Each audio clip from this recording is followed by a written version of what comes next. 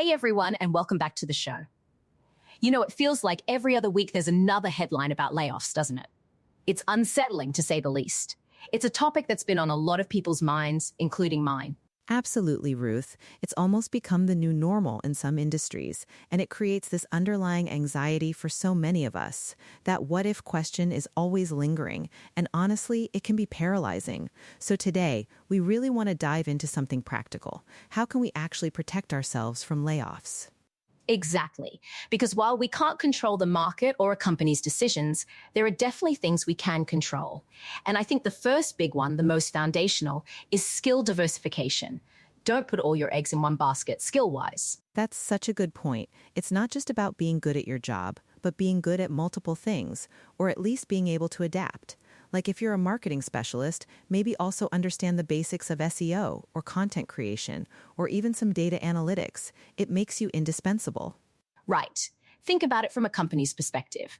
If they have to cut staff, who are they going to keep? The person who can only do one thing, or the person who can step into 3 different roles if needed? The Swiss Army knife employee is always going to have more leverage. And it's not just about different skills, but also staying current with the skills you already have. Technology evolves so fast. If you're in tech and you're not learning the latest programming languages or platforms, you're essentially falling behind without even realizing it. Continuous learning is non-negotiable. Totally agree. And that ties into the next big one for me, networking. And I don't mean just showing up at an event once a year and collecting business cards. I mean building genuine relationships, both internally and externally. Oh, internal networking is so underrated. Knowing people across different departments, understanding what they do, how your work impacts theirs, it not only makes you more visible, but it also gives you a broader perspective of the company. Plus, if one department is struggling, maybe there's an opportunity in another you wouldn't have known about otherwise. Exactly. And external networking for when the worst case scenario happens. If you've been nurturing your professional connections, reaching out to them for advice or just to catch up, then when you suddenly need a new role, you're not starting from scratch. You already have a warm network ready to help. It's like having an insurance policy for your career, isn't it? And it makes the job search process so much less daunting. I mean, the statistics show that a huge percentage of jobs are found through networking, not just applying online. Definitely.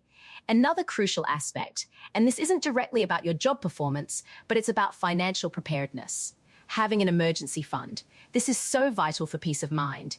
Even if it doesn't prevent the layoff, it protects you from the immediate financial fallout. Oh, 100%. I think the conventional wisdom is 3 to 6 months of living expenses saved up. But honestly, in this climate, aiming for even more, like 6 to 12 months, isn't unreasonable. It gives you space to breathe, to not panic and jump into the first job offer that comes along, but to find the right next step. Yeah, it gives you leverage. You can negotiate better, take your time, and make a thoughtful decision. Because making a desperate decision out of fear can often lead you right back into another bad situation. Also, managing debt, especially high-interest debt, can be a game changer when you're looking to build that financial cushion. That's so true. Less debt means less pressure on that emergency fund. So, we've talked about skills and financial buffers. What about within the actual workplace, Ruth? How do you make yourself indispensable there? Great question. It comes down to visibility and impact. You need to not just do good work, but make sure that good work is seen.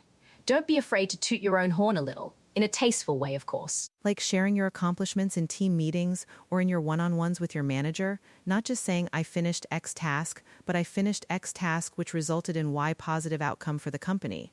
Exactly. Frame your contributions in terms of business value. How did your project save money, generate revenue, improve efficiency, or boost customer satisfaction? Those are the metrics leadership cares about, and make sure your manager knows about these wins, and even better, their manager too. That's so important. It's not enough to be good. You have to articulate your goodness in a way that resonates with the people making the decisions, and also being seen as a problem solver, not just someone who executes tasks. Identifying challenges and proactively suggesting solutions, that's real value. Absolutely. Go beyond your job description sometimes. Look for opportunities to take on high-impact projects, even if they're a little outside your immediate remit. It shows initiative and a commitment to the company's success. And try to understand the bigger picture of the company. What are its strategic goals? What are the biggest challenges the leadership is facing? If you can align your work and your ideas with those high-level objectives, you become a strategic asset, not just an employee. That's where you start moving from being a nice to have to a must have. And in a layoff scenario, the must haves are the ones who stay. Also, consider developing your personal brand outside of your current company. What are you known for? What expertise do you project to the world? Oh, that's huge. Blogging, speaking at industry events, contributing to open source projects, being active on LinkedIn with insightful comments. It creates a reputation that transcends any single employer. So even if you're let go, you have this external validation, this professional identity that makes your job search so much easier. Exactly. Your personal brand is essentially your professional resume and cover letter, all rolled into one, constantly being updated. And it gives you confidence because you know your value isn't solely tied to one organization. And that confidence is incredibly important for your mental well-being too, which can take a hit when you're constantly worrying about job security. Knowing you've taken proactive steps helps alleviate some of that stress. For sure. Another practical step is to keep your resume and portfolio updated, even when you're happily employed. Don't wait until you're actively looking. It's a pain to do it all at once when you're under pressure. Oh, the worst. Trying to remember all your accomplishments from 2 years ago? Impossible. It's so much easier to just add things as they happen, right after a big project finishes or a new skill is mastered. Just a quick update to your LinkedIn profile and your personal resume document. Yeah, treat it like a living document. Maybe once a quarter, just spend an hour reviewing what you've done, what skills you've used or learned, and update it. That way, if you ever need it, it's ready to go. You won't be scrambling, feeling that added pressure during an already stressful time. Absolutely. And on a slightly different note, I think it's also important to understand the broader industry and economic trends, not just your company, but what's happening in your sector, or even globally. Are there emerging technologies, shifts in consumer behavior? Knowing this can help you pivot your skills or even anticipate potential downturns. That's an excellent point, Lily. Being proactive about your career means being informed. If you see your industry consolidating or a major technological shift on the horizon that could automate parts of your job, you can start preparing for it before it becomes a crisis. Maybe that means retraining or looking at adjacent fields. Exactly. It's about being an active participant in your career, not just a passive recipient of whatever happens. And I think part of that also involves mentorship. Finding people who are further along in their careers or who have navigated layoffs successfully and learning from their experiences. Mentors can offer invaluable advice, introduce you to their networks, and give you honest feedback on your career path. They've often seen it all and can help you avoid pitfalls or identify opportunities you might miss. It's a phenomenal way to accelerate your growth and resilience. And sometimes it's just about having someone to talk to when things feel uncertain, someone who understands the professional landscape and can offer a calm, objective perspective. It really helps with the emotional toll that job insecurity can take. Totally. Because let's be real, even with all these strategies, a layoff can still happen. We can't completely prevent it.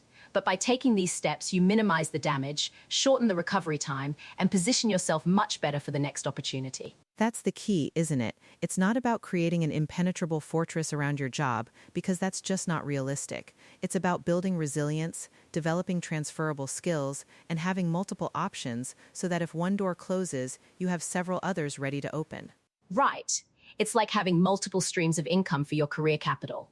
Your skills, your network, your financial buffer, your personal brand, they all contribute to your overall job security, even if they don't prevent the immediate event. So, to recap for our listeners, diversify your skills and commit to continuous learning. Actively network, both internally and externally. Build that emergency fund and manage your debt. Make your impact visible and communicate your value. Cultivate your personal brand. Keep your resume updated. Stay informed about industry trends and seek out mentors. That's a lot, but it's all actionable. It is, and the best time to start doing these things is now, when you're employed and things are relatively stable. Don't wait until the fear sets in or the headlines get too scary.